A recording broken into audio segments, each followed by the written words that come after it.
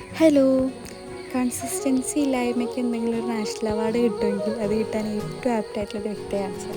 അത് വേറെ ആരുമല്ല, ഞാൻ തന്നെയാണ്.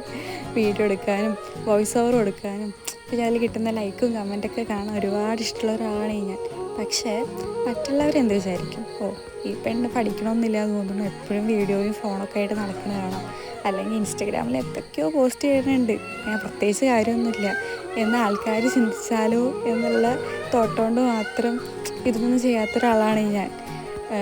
പിന്നെ എപ്പോഴും അങ്ങനെ ചിന്തിക്കാറില്ല, ഇടയ്ക്കൊരു മോട്ടിവേഷനൊക്കെ വരും. ആ മോട്ടിവേഷൻ്റെ പുറത്ത് ചെയ്തിടുന്ന ഒരു 6-7 വീഡിയോ ആയിരിക്കും നിങ്ങളെൻ്റെ അക്കൗണ്ടിൽ കാണാം.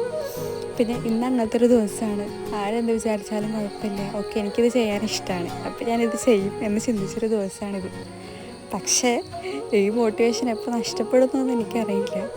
ഇപ്പോൾ ഇങ്ങനെ ചിന്തിക്കണത് ഓക്കെ ആരെന്ത് വിചാരിച്ചാലും കുഴപ്പമില്ല, എനിക്ക് എൻ്റെ സന്തോഷം വലുത്, ഞാനിത് പോസ്റ്റ് ചെയ്യും എന്നൊക്കെ ചിന്തിച്ചിട്ടാണ് ഞാനിത് ചെയ്ത് തുടങ്ങണത്. എങ്ങാനും 2 ദിവസം കഴിഞ്ഞിട്ട് എന്നെ കാണില്ലെങ്കിൽ ഇത്ര വിചാരിച്ചാൽ മതി, എൻ്റെ മോട്ടിവേഷൻ പോയി.